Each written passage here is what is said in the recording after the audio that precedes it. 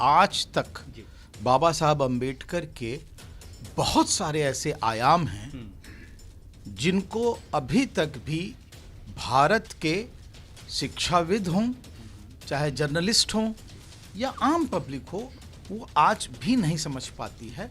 गांधी जैसी पिक्चर में, जिसको कहा जाता है कि विश्व की बहुत बड़ी पिक्चर है, बड़ी रिसर्च हुई है, रिचर्ड एटनबरो को बड़ा महिमा मंडित किया जाता है और उसको जो है विश्व के कई अवार्ड भी मिल जाते हैं, है ना, ऑस्कर भी मिल जाता है उसको। लेकिन उस पूरी पिक्चर में बाबा साहब अम्बेडकर का एक भी चित्र आपको दिखाई नहीं पड़ेगा। ये कौन सी विडंबना, ये रिसर्च है। यहाँ के बहुत बड़े इतिहासकार बिपिन चंद्रा साहब हैं। अब उन्होंने बाबा साहब अम्बेडकर का जो चिंतन है कि राष्ट्र के निर्माण में उनका चिंतन क्या था, यानी कि अगर आप देखें कि जो संविधान का निर्माण है वो इतिहास की एक बहुत बड़ी कड़ी है, लेकिन उस जो इंडियाज स्ट्रगल फॉर इंडिपेंडेंस है बिपिन चंद्रा साहब जो लिखते हैं, उसके अंदर कहीं भी इस बात का जिक्र नहीं मिलेगा। बाबा साहब अम्बेडकर को विश्व के फलक पर विभिन्न प्रकार के जो शिक्षाविद हैं उन्होंने कैसे उनको अंगीकार किया। जिलियट को आपको पता है, एलेनार जिलियट हूँ, चाहे जो गेल ओम्वेट हो, चाहे O.M. लिंच हूँ। लिंच की फोटो ये देखिए लगी हुई है आपके साथ यहाँ जी। हाँ, ये O.M. लिंच 1964 में पहली बार बाबा साहब के आंदोलन को आगरा के अंदर कवर करने आए थे और तब से लगातार वो करते रहे। उसके बाद फिर जो आज के समय में, जैसे इटली का एक बहुत बड़ा समाज विज्ञानी है एंटोनियो ग्रामशी, उससे जो है बाबा साहब की तुलना हो रही है। वहीं पर कैलिफोर्निया का एक इतिहासकार पेरी एंडरसन है, वो तुलना कर रहा है बाबा साहब के ज्ञान के उत्पादन की कि गांधी और नेहरू उनसे भी बाबा साहब आगे थे। बहुजन नायकों के इतिहास को समेटे 2025 का बहुजन कैलेंडर आ गया है। आज ही बुक करिए अपना बहुजन कैलेंडर। जय भीम, नमस्कार। हम हैं JNU में और हमारे साथ हैं विश्वविख्यात मशहूर प्रोफेसर समाजशास्त्री प्रोफेसर विवेक कुमार, और सर की किताब आई है decoding Ambedkar, ideas of nation and national building. आज बाबा साहब डॉक्टर अम्बेडकर का परिनिर्वाण दिवस भी है। जब हम लोग बात कर रहे हैं उस दौर में इस किताब का आना अपने आप में काफ़ी इम्पॉर्टेंट है। सर, डिकोडिंग अम्बेडकर, ये टाइटल क्यों? देखिए, सबसे बड़ी बात है कि ये जो किताब का डिकोडिंग इसलिए कि आज तक बाबा साहब अम्बेडकर के बहुत सारे ऐसे आयाम हैं जिनको अभी तक भी भारत के शिक्षाविद हों, चाहे जर्नलिस्ट हों या आम पब्लिक हो, वो आज भी नहीं समझ पाती है। और बाबा साहब अम्बेडकर को उन्होंने बड़ी संकुचित दृष्टि से देखा या उनको जो है उनकी अवहेलना की और उनको गायब कर दिया, जिसको हम अंग्रेजी में इरेजर कहते हैं। और तीसरी तरफ कहीं ना कहीं उनका जो व्यक्तित्व था, जो कृतित्व था, उस पर लांछन भी लगाने की कोशिश की। तो इसको अंग्रेजी में कहा जाता है कि Babasaheb Ambedkar has been victim of reductionism, erasure and stigmatization. तो वो कौन कौन से आयाम हैं जिसका जिक्र है इसमें, जिसके बारे में अभी तक चर्चा नहीं हुई, जिसको रिकॉर्ड करना चाह रहे हैं? मुझे लगता है कि सबसे बड़ी बात यह है कि बहुत सारी ऐसी चीज़ें हैं, जैसे आपके जनरल पब्लिक के लिए हम लें, गांधी जैसी पिक्चर में, जिसको कहा जाता है कि विश्व की बहुत बड़ी पिक्चर है, बड़ी रिसर्च हुई है, रिचर्ड एटनबरो को बड़ा महिमा मंडित किया जाता है और उसको जो है विश्व के कई अवार्ड भी मिल जाते हैं, है ना, ऑस्कर भी मिल जाता है उसको। लेकिन उस पूरी पिक्चर में बाबा साहब अम्बेडकर का एक भी चित्र आपको दिखाई नहीं पड़ेगा। ये कौन सी विडंबना, ये रिसर्च है और इस रिसर्च को आप महिमा मंडित करते हैं बार बार। तो ये, जबकि सब जानते हैं कि 1930 के बाद गांधी की पूरा जीवनचर्या बाबा साहब ने बदल दी, चाहे वो अनटचेबिलिटी की बात हो, अस्पृश्यता की बात हो, चाहे जो है टेम्पल एंट्री यानी कि मंदिरों में प्रवेश की बात हो, यहाँ तक कि 1932 में पूना पैक्ट का जो आमरण अनशन किया उन्होंने, उसको भी दिखाया गया, लेकिन बाबा साहब को नहीं दिखाया गया। लेकिन वो किसके लिए किया? वो बाबा साहब की वजह से किया, क्योंकि बाबा साहब ने पृथक निर्वाचन, सेपरेट इलेक्टोरेट मांगा। उसके खिलाफ गांधी कर रहे थे। अगर बाबा साहब नहीं होते तो क्या वो अनशन होता? एक बड़ा फैक्ट है देश की हिस्ट्री में, जिसको आपने नागण कर दिया। तो इसलिए इसका उद्घाटन। दूसरी एक बहुत बड़ी बात है कि यहाँ के बहुत बड़े इतिहासकार बिपिन चंद्रा साहब हैं। अब उन्होंने बाबा साहब अंबेडकर का जो चिंतन है कि राष्ट्र के निर्माण में उनका चिंतन क्या था, यानी कि अगर आप देखें कि जो संविधान का निर्माण है वो इतिहास की एक बहुत बड़ी कड़ी है, लेकिन उस जो इंडियाज स्ट्रगल फॉर इंडिपेंडेंस है बिपिन चंद्रा साहब जो लिखते हैं, उसके अंदर कहीं भी इस बात का जिक्र नहीं मिलेगा।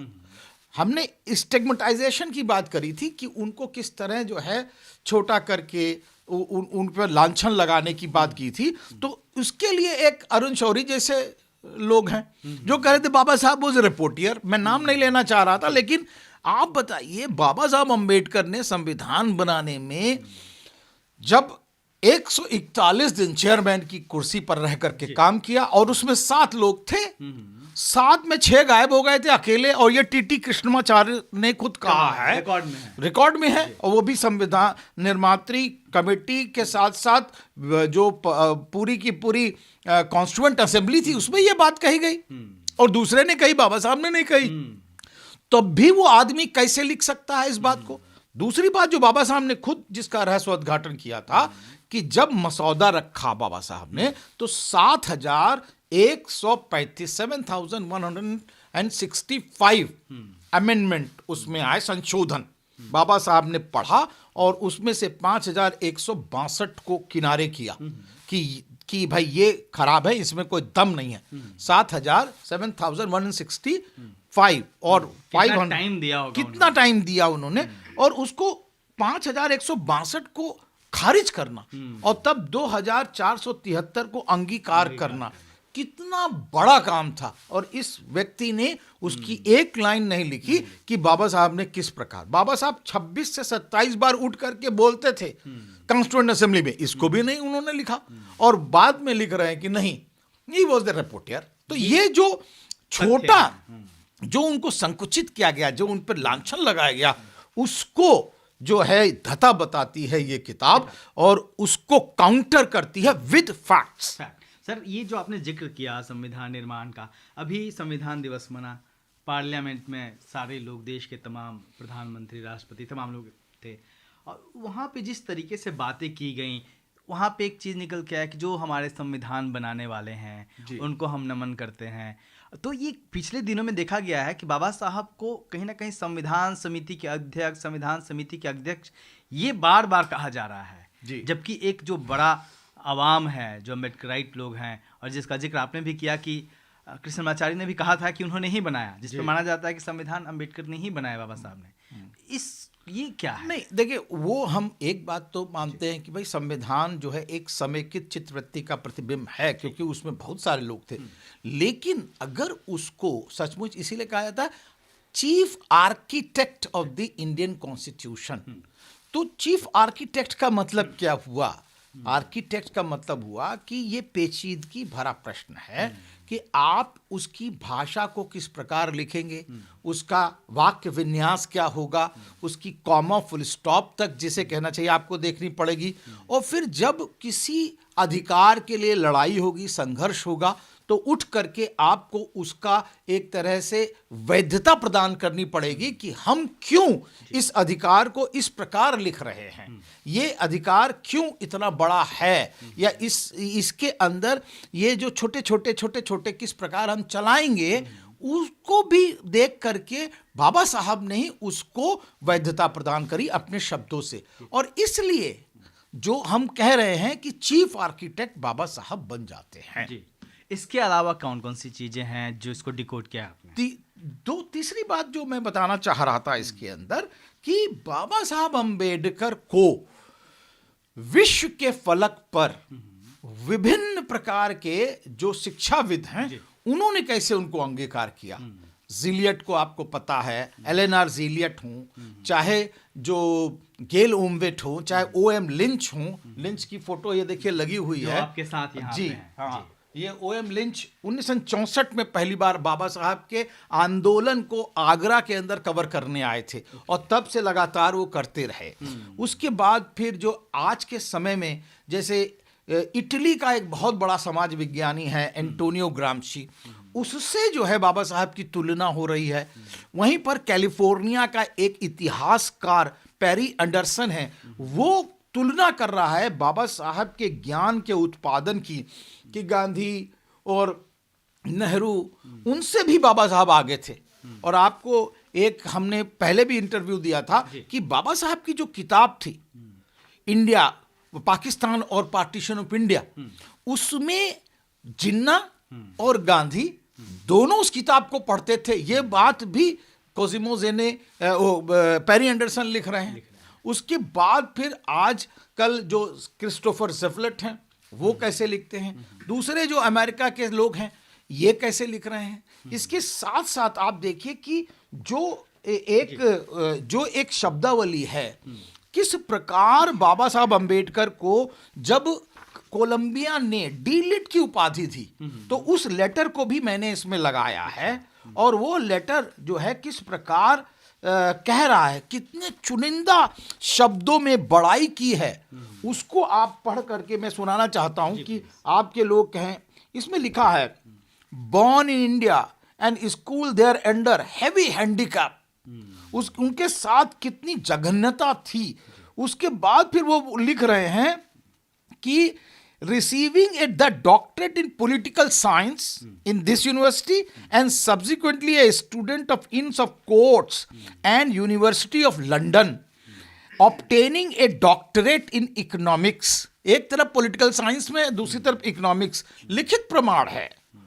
For the 3 decades a barrister, university professor and member of legislative council, the framer of the constitution। ये भी कह रहे हैं वहां की, आप बताइए कोलंबिया विश्वविद्यालय भी कह रहा है, member of the cabinet of the council of the state, है ना।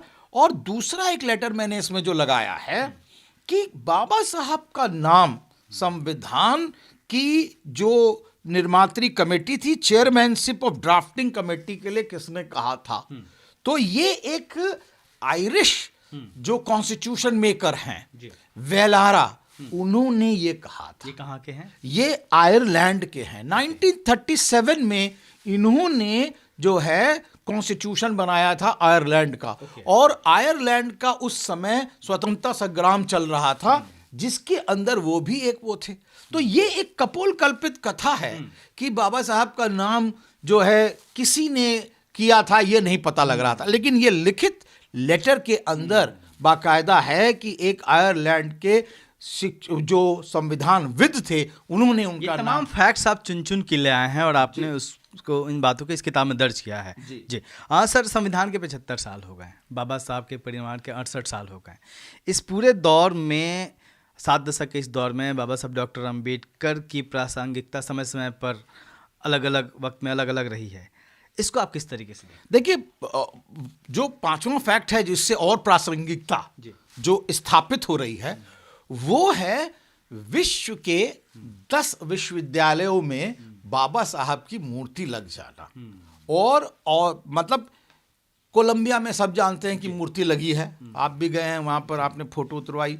लंदन स्कूल ऑफ इकोनॉमिक्स में लगी, यहाँ पर बाबा साहब पढ़ रहे थे तो इसलिए आसानी लगती। लेकिन उसी तरह आर्महर्स्ट मैसेच्यूसेट्स में कैसे लग गई बाबा साहब की मूर्ति, ब्रांडिस यूनिवर्सिटी में कैसे लग गई, उधर आप कनाडा में आइए, साइमन फ्रेजर में भी आप गए हैं, टोरंटो में भी बाबा साहब की मूर्ति लग गई, उधर ऑस्ट्रेलिया में चले जाइए, एडिलेड में भी, मेलबोर्न में लग गई, उधर जिसे कहना चाहिए जो है दूसरी विश्वविद्यालय जो वहाँ का है ऑस्ट्रेलिया का, वहाँ पर भी मूर्ति लगी।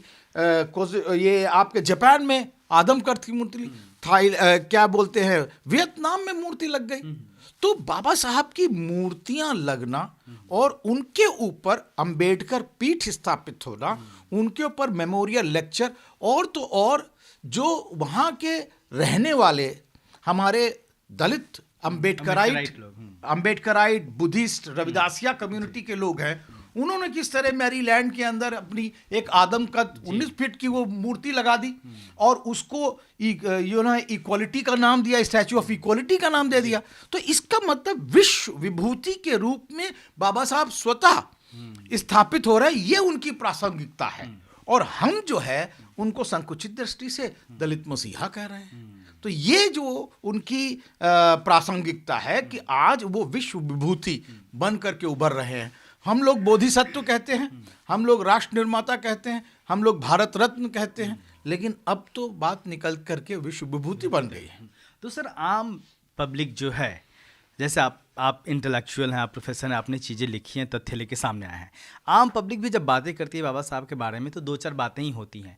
उनको भी क्या अब अलग तरीके से बाबा साहब को दुनिया के सामने पेश करने की ज़रूरत है? क्योंकि तमाम जगहों पे तमाम लोग बोलते हैं, जयंती मनती है, परिनिर्वाण दिवस मिलता है, अलग अलग प्रोग्राम होते हैं। बिल्कुल, आपने बिल्कुल सही बात कही कि बाबा साहब को उनके पूरे वृहत ज्ञान उत्पादन के क्षेत्र में, जैसा कि मैं कह रहा हूं कि एक शिक्षाविद बाबा साहब, हम उसको कह रहे हैं, एक बाबा साहब एक्टिविस्ट हैं जो आंदोलनकारी हैं, आंदोलन चलाते थे, राजनीतिक करते थे, राजनीति में उन्होंने दल बनाए, जो है जैसे 1936 में इंडिपेंडेंट लेबर पार्टी, 1942 में शेड्यूल कास्ट फेडरेशन और आरपीआई की नींव डाली 1950s में।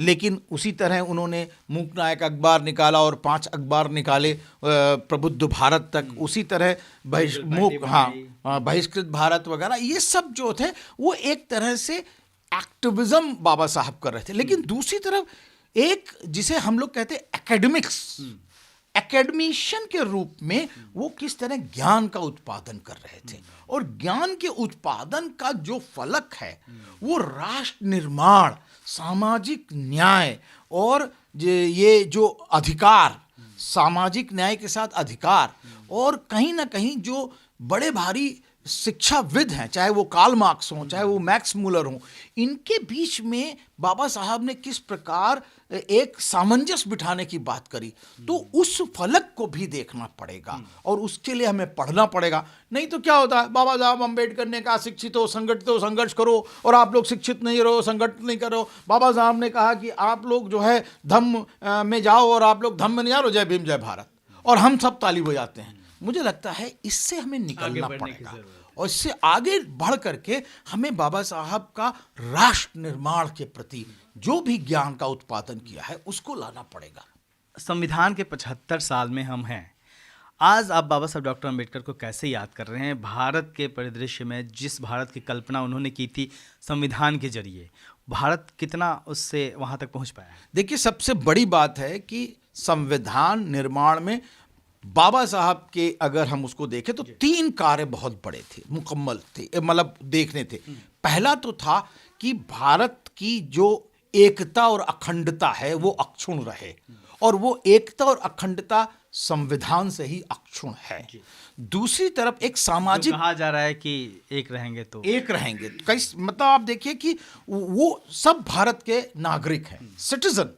वो जो नागरिकता है उसमें कोई हिंदू, मुस्लिम, सिख, ईसाई, पारसी और उसके बाद फिर भाषा, ये सब प्रांत सब मिट जाता, सब जो हैं गवर्न हो रहे हैं भारतीय नागरिकता से। और नागरिक का कर्तव्य जो है वो एक बहुत बड़ा उस डॉक्यूमेंट से यानी कि संविधान से निकलता है, नागरिकता। जब हम जाते हैं भारत में बाहर तो पासपोर्ट तो भारत का गणराज्य का जो है नागरिकता का लेके जाते हैं ना, कोई हिंदू, मुस्लिम, सिख, ईसाई वाला पासपोर्ट लेके नहीं जाता है। लेकिन सर आज तो वो एक है तो सेफ है वाला कॉन्सेप्ट अलग हो गया देश में। नहीं, अगर वो लोग जो कोशिश कर रहे हैं वो कहीं ना कहीं मुझे लगता है भारत की तासीर को नहीं समझ रहे हैं। यही एकता में जो अनेकता में एकता है, यही बात प्रदर्शित करी बाबा साहब अम्बेडकर ने।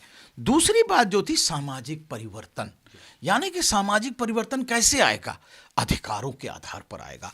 अगर संविधान नहीं होता तो अधिकार नहीं होते।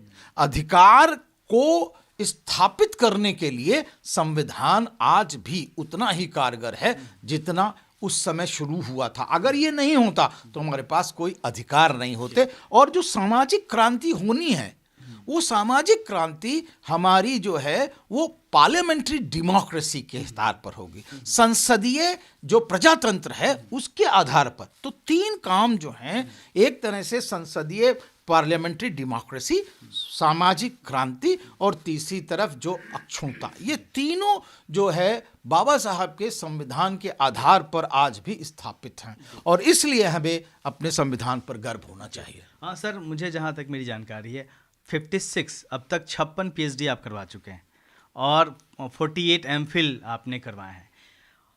इतने सालों का आपका अनुभव रहा है एकेडमिक्स का और तमाम किताबें भी आपने लिखी, तमाम रिसर्च पेपर हैं, अलग अलग जगहों पे आप जो बोलते हैं उसको सुना जाता है दुनिया भर में।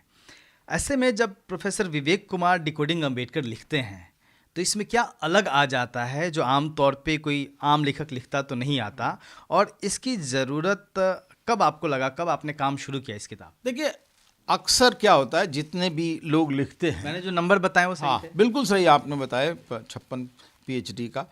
तो जो है सबसे बड़ी बात है कि जितने लोग लिखते हैं ज़्यादातर बायोग्राफिकल जीवन चरित्र लिखने की कोशिश करते हैं।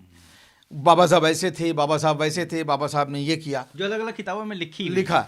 दूसरी तरफ कोई एक बहुत सूक्ष्म बात पकड़ लेता है, फिर वो कंपेयर करने लगता है बाबा साहब का बाहर से, जो बाहर के वैज्ञानिक हैं, समाज विज्ञानी हैं, उनसे, जैसे मैंने एंटोनियो ग्राम्शी का कंपैरिजन बताया, इसी तरह लोग ड्यूई से कंपैरिजन करने लगते हैं।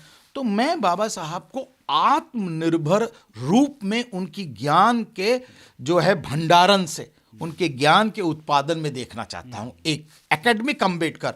और मैं बार बार कह रहा हूं कि लोग कहते हैं कि जो निम्न समाज के हैं, एक बहुत बड़ी हमारी समाज विज्ञानी, उन्होंने कहा कैन सबाल्टर्न स्पीक, क्या निचले समाज के लोग क्या बोल सकते हैं? लेकिन मैं कह रहा हूं कि नहीं, वो बड़े दिनों से बोल रहे हैं और बाबा साहब ये प्रमाणित है। दलित सबाल्टर्न्स are speaking from very long. हीराडोम बहुत पहले बोल चुके थे। लेकिन क्या आप सुन सकते हैं? क्या अभिजात वर्ग, कैन एलीट्स हियर? ये क्वेश्चन है। और ये बात बाबा साहब के इस किताब से प्रमाणित होती है कि बाबा साहब ने जो लिखा है वो कितना फलक उसका कितना बड़ा है। वो कंपैरेटिव एनालिसिस में जैसे फ्रांस की क्रांति बाबा साहब ला रहे हैं, जापान की क्रांति और तब भारत की क्रांति से कंपेयर कर रहे हैं। बाबा साहब अम्बेडकर रोम की जो है मतलब स्लेवरी को ला रहे हैं, अमेरिकन स्लेवरी को ला रहे हैं, तब यहाँ की अनटचेबिलिटी से कर रहे हैं। बाबा साहब जब कानूनविद हैं तो वो अमेरिका का जो है कॉन्स्टिट्यूशन, कनाडा का कॉन्स्टिट्यूशन, साउथ अफ्रीका कॉन्स्टिट्यूशन, ये सब ला करके तब बाबा साहब जो है देख रहे हैं। तो ये जो फलक है, इसलिए ये किताब दूसरी किताबों से भिन्न है। जी, बहुत बहुत शुक्रिया सर। तो डिकोडिंग अम्बेडकर कवर पेज देख लीजिए आप लोग, किताब का नाम याद कर लीजिए, और इसको मनोहर पब्लिशर्स ने पब्लिश किया है और ये अमेज़न पे, फ्लिपकार्ट पे अवेलेबल है। आप इसको सर्च करेंगे तो आपको मिल जाएगा, आप वहाँ से ऑर्डर कर सकते हैं। और सर, क्या हम उम्मीद करें कि ये किताब आने वाले दिनों में हिंदी के पाठकों को भी मिलेगी? बिल्कुल, हम कोशिश करेंगे कि जल्दी इसको ट्रांसलेशन करें। जी, बहुत बहुत शुक्रिया सर। तो उम्मीद की जाती है कि जब प्रोफेसर विवेक सर जैसा इंटेलेक्चुअल किसी बात के पीछे पड़ता है, ढूंढ के निकालता है, तो उसमें कुछ ना कुछ नया जरूर पढ़ने को मिलेगा। कैमरामैन वीरेंद्र के साथ दिल्ली के जेएनयू से मैं अशोक दास, दिल्ली दस्तक।